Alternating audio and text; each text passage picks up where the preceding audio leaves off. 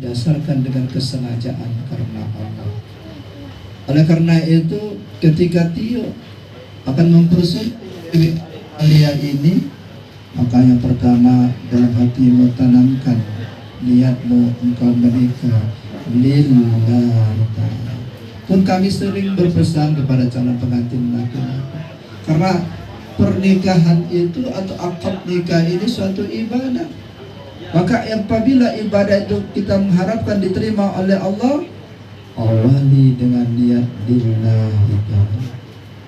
Kami tak jemu-jemunya selalu mengingatkan, karena mungkin saja calon pengantin laki-laki ya, agak tercampur dengan niat-niat yang lain. Ya, kita tajdikan, kita murnikan niat kita itu karena Allah.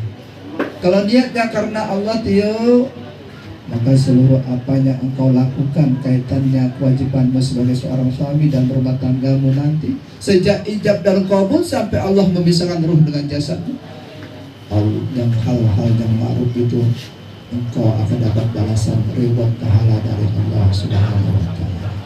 Demikian juga si istri, diawali dengan niat karena Allah dalam kaitannya menjalankan kewajiban seorang istri kepada suaminya, maka yang makruh dan rumah tangga nantinya Allah akan memberikan balasan reward pahala kepada adinda berdua. Panjang waktunya Allah berikan pahalanya kita dapatkan, sejak ijab dan qabul disaksikan kami yang hadir sampai Allah memisahkan ghalizan ini dengan Allah pisahkan terus dengan jasad kita. Dan kita berniat, Tio, hanya Allah lah yang memisahkan kita. Kalian berdua, kita ini sama orang tua kita sampai kakek nenek pun demikian, masih mereka sakit, masih mereka mawaddah, masih mereka rahmah. Oleh karena itu, Tio, awalilah niat ini karena Allah. Karena kalau niatnya karena Allah, insya Allah Allah redho pada rumah tangga kalian berdua. Kemudian yang kedua, Tio, engkau ada di dunia ini tidak mungkin tanpa ayah dan ibumu. Ayah, ibumu yang mengandung dan melahirkanmu, membesarkanmu dengan kasih sayangnya, dengan pengorbanan sampai ia menghantarkan pada jenjang rumah tangga. Tapi itu pun belum habis. Dan nanti lihatlah, orang tua masih setelah anaknya nikah, masih yang diurusi anaknya juga. Anaknya sudah dipersunting oleh suaminya, atau nantinya masih orang tua memikirkan anaknya. Artinya orang tua itu tidak pernah lepas, walaupun tugas dia sebagai yang menerima amanah Allah telah bersambung dengan kontinu estafet kepada mantunya tersebut. Tapi saya yakin kita yang hadir ini, bapak ibu ya, yang ada cucu, yang ada mantu, pasti tidak akan lepas dengan anak kita. Tapi memang tidak ada salahnya, memang benar. Dan nanti adinda pun akan merasakan, generasi berikutnya engkau akan merasakan menjadi orang tua yang mempunyai anak dan menghantarkan anakmu juga seperti ini. Orang tua tidak pernah habis. Oleh karena itu, Tio dan Dewi Armalia yang berada di dalam birrul walidain itu menjadi kewajiban adinda berdua. Ridha Allah birida walidain, sultullah bisutil walidain. Kalau engkau ingin mendapatkan ridhonya Allah dalam rumah tanggamu, maka ada 4 orang ini yang harus engkau senangkan dia. Dan jangan engkau sakiti hatinya, dan jangan engkau singgung hatinya. Apalagi kalau menghardik ke-4 orang ini, ayah kandungmu, ibu kandungmu, ayah mertuamu dan ibu mertuamu.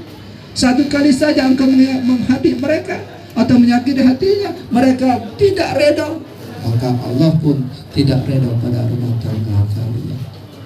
Oleh karena itu, dalam surat Talaq 2 dan 3, wa may yattaqillaha yaj'al lahu makhraja wa yarzuqhu min haitsu la yahtasib wa may yatawakkal 'ala Allahi fa huwa hasbuh innallaha balighu amrihi qad ja'ala Allahu likulli shay'in qadira.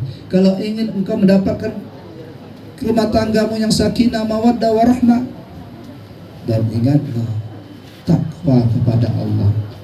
Atas redha ke-4 orang ini, Allah akan berikan kecukupan rezeki adinda berdua. atas ridho dan dengan takwa dan atas ridho keempat orang ini, Allah akan berikan jalan keluar setiap permasalahan hidup dalam rumah tangga. Dengan takwa dan atas ridho keempat orang ini, Allah akan sampaikan hajat hidupmu, tujuan hidupmu berumah tangga, membentuk rumah tangga yang sakinah, mawaddah warahmah. Konsepnya takwa, ittaqillah. Yasumahun tadi manapun kita berada, kata Rasulullah SAW, bertakwalah kepada Allah. Kondisi apapun kita, jangan lupa sholat, jangan lupa sholat. Salat itu tiang agama. Ketika seorang suami memiliki kewajiban membawa istrinya pada ridhonya Allah, maka salat yang harus engkau jaga dalam rumah tangga. Jangan engkau sayang sama istrimu sehingga engkau membiarkan saja istrimu tidak melaksanakan perintah Allah. Kalau tidak ada halangan atau penyebab syar'i yang membolehkan ia meninggalkan, maka adinda menanggung dosanya juga. Suami menanggung dosa istri. Tapi istri ketika suami yang bersama tidak melaksanakan perintah Allah, istri tidak pernah menanggung dosa suami, karena suami adalah ar-rijalu qawwamuna 'alan nisa, menjadi pemimpin dalam rumah tangga, dan Allah nanti minta pertanggungjawaban kepada adinda sebagai seorang suami. Dan yang paling terakhir, dalam membina rumah tangga itu tidak semudah kita memetik telapak tangan. Merencanakan pernikahan ternyata jauh lebih cepat dan lebih mudah, tapi mempertahankan pernikahan itu suatu perbuatan yang sangat-sangat sulit. Karena kita nanti yang mendapatkan pasangan kita mungkin tidak sesuai dengan apa yang kita kehendaki atau tidak sesuai dengan ajaran agama. Maka pada saat kondisi tersebut, adinda menjadi seorang suami diminta berlaku sabar. Dan sebagai seorang